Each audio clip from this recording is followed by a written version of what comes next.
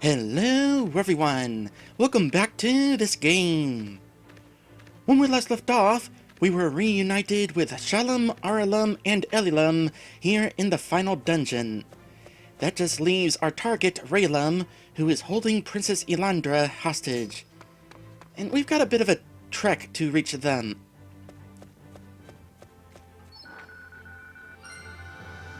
Along the way, Bubba Juice. And we can use our latest key in order to unlock the final section of the dungeon. And there's a question mark there. So I am playing on test play right now because I want to force a game over in the next battle. And on test play, as a reminder, invisible events are marked with a question mark. And don't let the small size of that fool you. It is quite sizable in actuality. Okay, we're in the middle cave. Kalisa, you should hide out in back so you don't get clobbered by a giant. Okay. I'll try my best to protect you from the centaur's magic.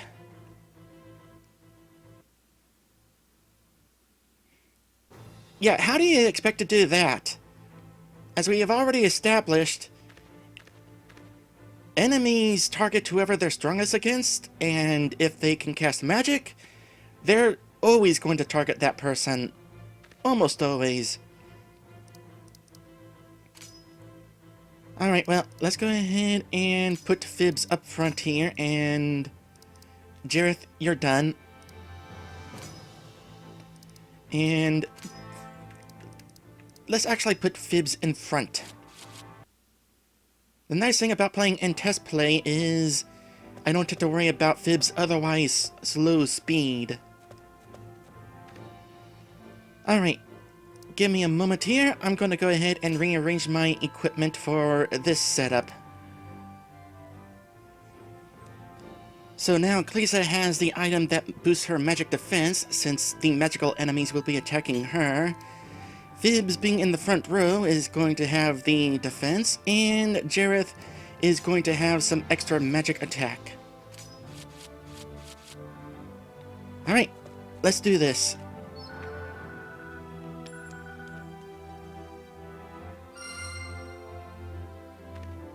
You know, I should totally find some sort of use for this money. We're not going to be spending it on equipment, so maybe we could use this money to better the town. Maybe build King Randolph King a castle.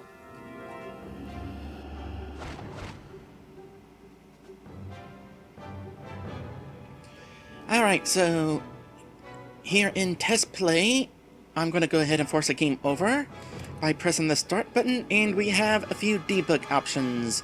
Force victory, force defeat, and force game over. Offhand, I'm not sure if there's a difference between defeat and game over. I guess I should try them both. Let's start with game over.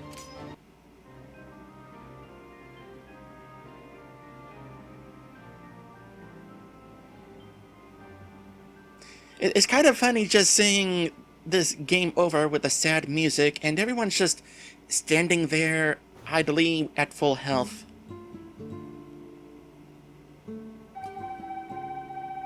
We got our butts kicked! The goal of the game was to recover the 4 elemental crystals and rescue Princess Elandra. You failed to do this. You suck! Try again.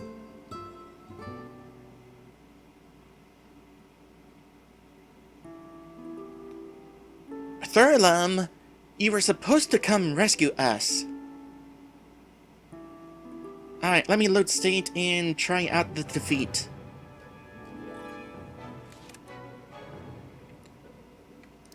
Defeat. Different message, different song. Is that going to be the only difference? I can't remember if you can script different results depending on defeat and game over. Actually, I can't remember how to normally trigger each one. Like, is it possible to for a battle to end in either a defeat or a game over? Or does it have to be predetermined one or the other? Again, it's been a long time since I've actually used RPG Maker 3. Either way, it seems to result in the same cutscene. Alright, well, I should go ahead and reload the game normally and not in test play, but I don't feel like shuffling my equipment again, so I'll just continue playing in test play for now. Alright, so reappearance of the giants and the brand new centaurs. I'm betting that the giant is going to be a stronger version. So offhand, this is a lopsided arrangement.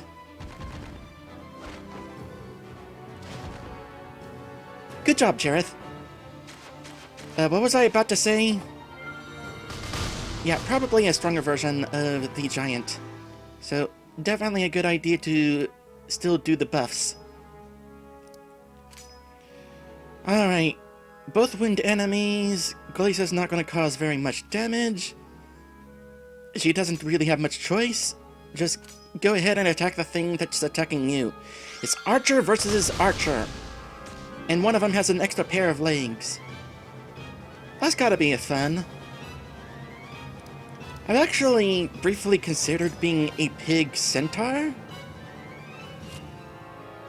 But then I wouldn't be able to wear a swimsuit. I like my one pieces.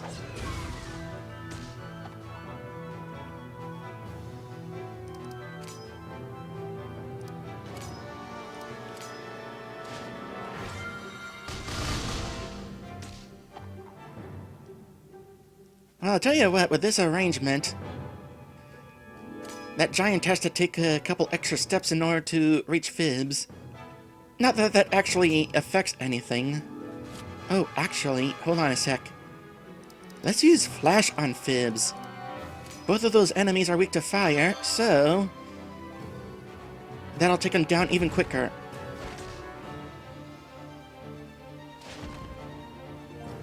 Yeah, the giant's definitely stronger.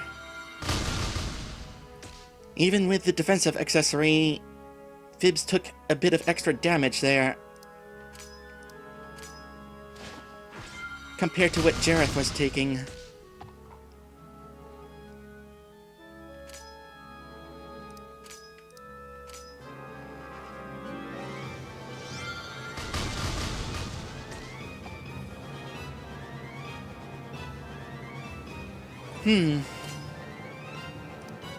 What do you suppose the maneuverability of a centaur actually is? Like, the flexibility. A body like that looks kind of stiff. Until they lean back like that, at least.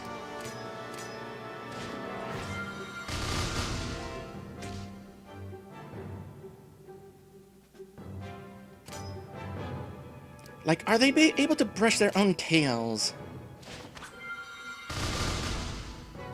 Or do they require assistance for that?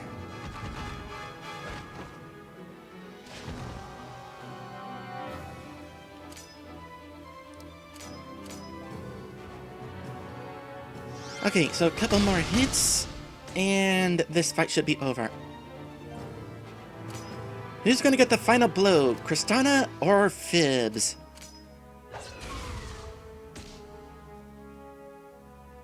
I'm gonna say Fibs. And the giant's not leaning over, so do the strong attack.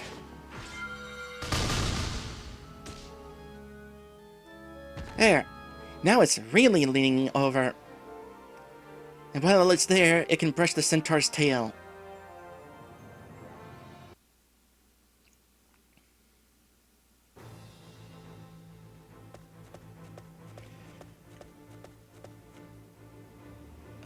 Is this looping around? No. Because the loop hadn't started yet. And therefore there's no loop. Instead, there's a treasure. There's still a little bit of satisfaction in finding treasures. Even if they're not really useful at this point, I just like finding treasures.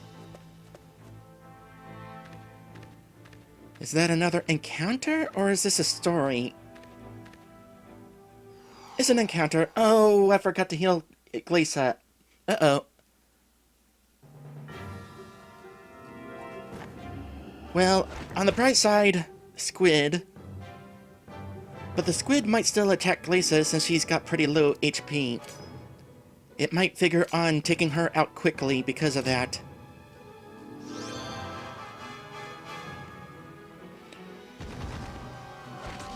Well, aside from forgetting to heal, which I'm doing right now. Why did I heal Fibs?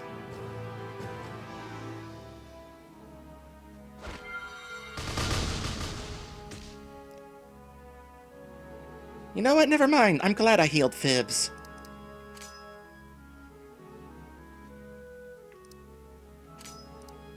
Yeah, gonna take care of you in a hurry. In that case, Gleason needs to help us attack that. While Fibs kind of,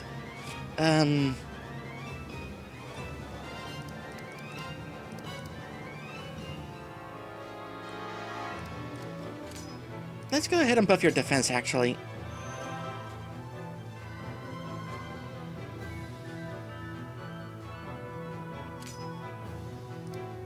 So, I was about to say, aside from the fact that I forgot to heal, it's kind of nice being able to see where enemies are located. Even if, in this case,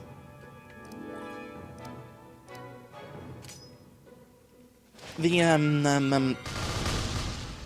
I lost my train of thought. No, seriously, what was I about to say? Don't know, but Glace is on heal duty. I'm sure I'll remember what I was about to say earlier. Oh yeah, even if the visuals in test play for invisible events is a bit out of place in a fantasy game. But that's fair. You're not actually intended to see these question marks under normal circumstances.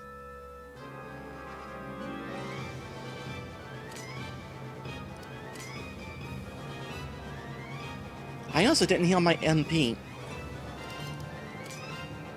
Well, you got your agility boosted. That means you should be accurate. And your physical attack is still going to cause good damage. I'm not going to spend a turn healing MP.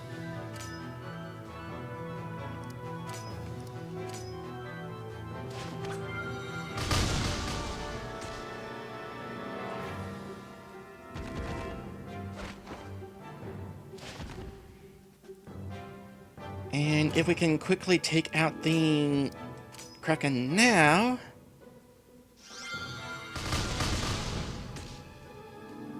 There we go. That just leaves the giant, and I don't know how much the defensive buff is going to help Fibs, but he's got 44 HP. I think we've got this. And in fact, Fibs didn't even take another hit. Also, this time I remembered to heal.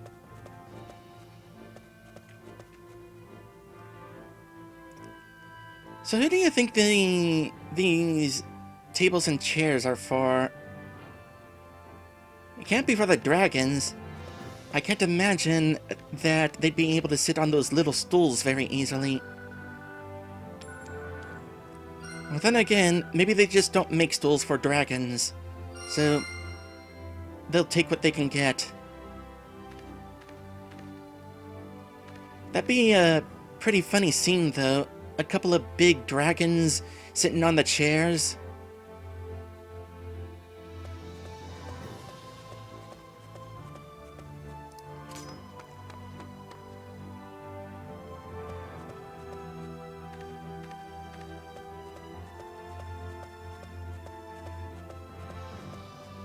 I'm gonna say that's another battle there.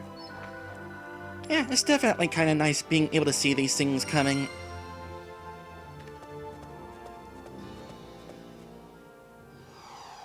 Again, the hitbox for those little question marks is actually pretty big.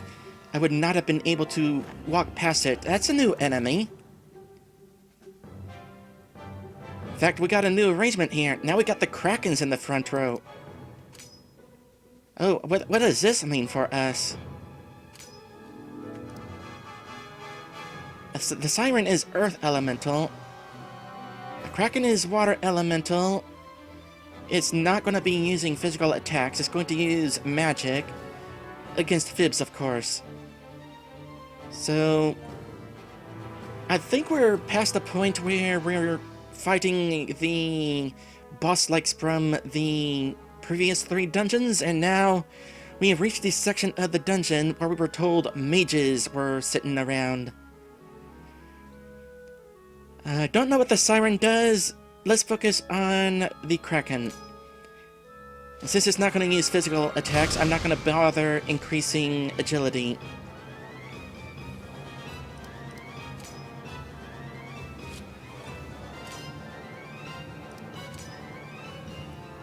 This will cause neutral damage.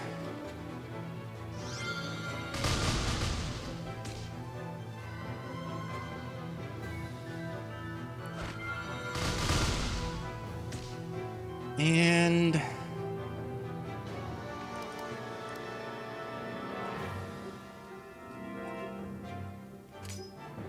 I say let's try to find a way to take out the... I don't know. Let me think here. I'm probably going to have Jareth use a haste spell to boost our turn order. So, let's go ahead and...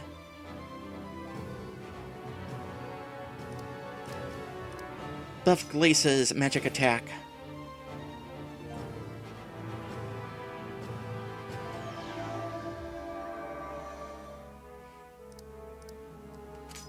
Fibs is gonna go against the Siren.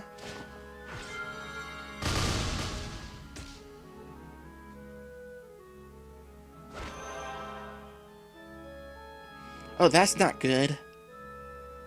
That's not good at all.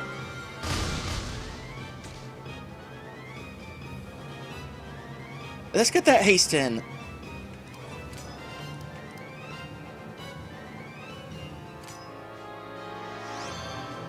That is not who I wanted to use haste on.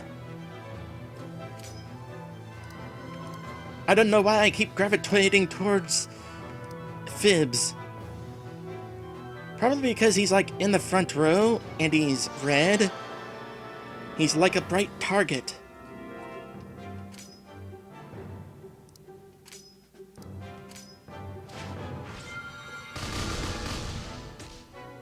So by the way, we finally have a buffer who doesn't just use the same spells as the previous 3 buffers. Wind.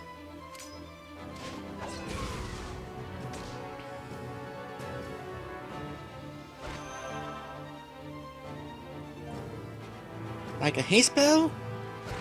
That's new.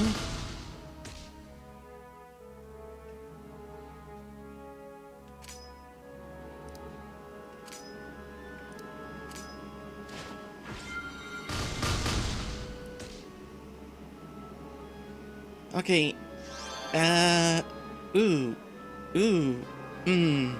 no. I'm definitely gonna use haste on the character I meant to. That would be Glace.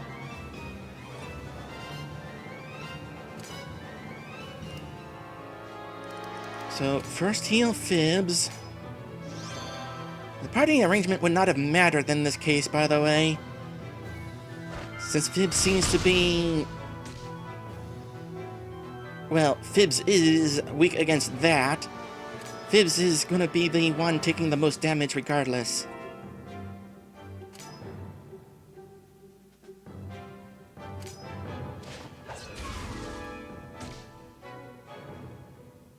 Please do not heal the Kraken.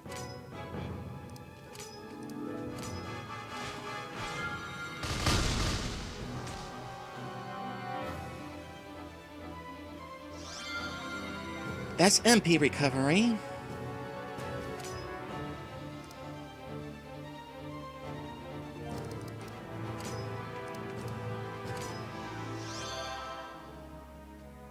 If we're lucky, Glisa will get another turn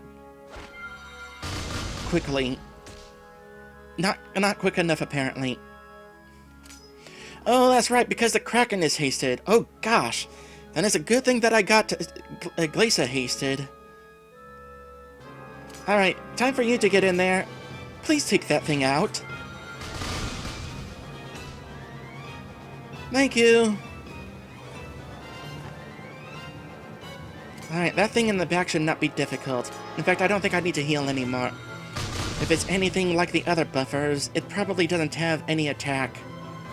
Well, I say that, but the Treants did have an attack. Just not very often.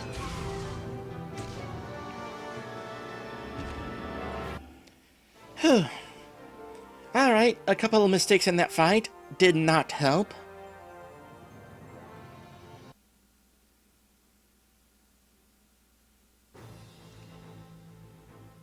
Oy.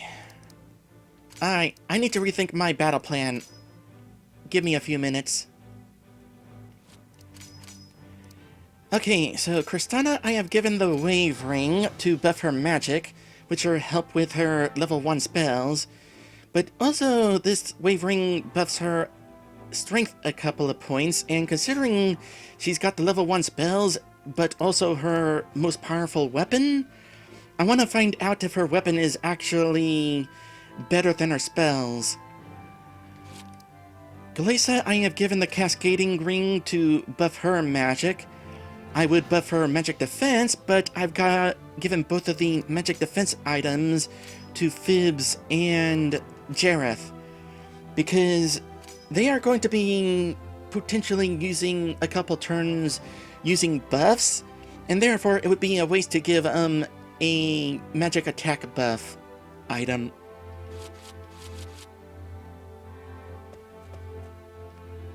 Okay, so path there, paths here, and I'm not sure which way is forward progression. Perhaps forward progression is this way? Because there's stuff in this direction? Yeah, let me try taking this path over here first. Oh. And actually, I forgot to set my party order. Let me take care of that. And also put Jareth back in the lead, because he hasn't actually gotten much time in this dungeon to be in the lead. Kristana is definitely going to need to be in the front row, since I'm going to potentially have her use physical attacks. The rest of us... well, we're in the main section, so it doesn't really matter who's in the front row and not. So I'm just going to do... just a fun little arrangement.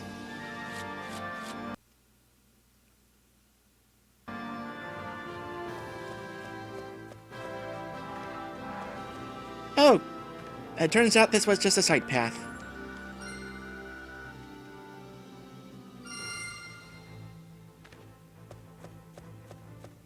After this episode, I'm going to go back to regular play mode. Having the boosted speed is nice, but...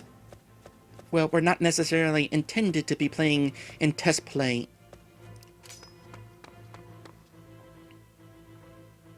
Oh. And then we encounter the save point. This isn't the end of the dungeon, of course. Further ahead is going to be Raylem's lair, and besides that, we still have to find Thurlem's lair. Thurlem ain't gonna be here, of course. He's hanging with King Randolph King, who is reading Thurlem's note. So, since we've reached the save point, I guess I'll just go ahead and end the episode here. And next time, we'll reach the end of this cave. Though, we won't necessarily be encountering Raylem yet. I might need another episode for that. We'll see. Thank you all for watching, and I will see you in the next one. Wink!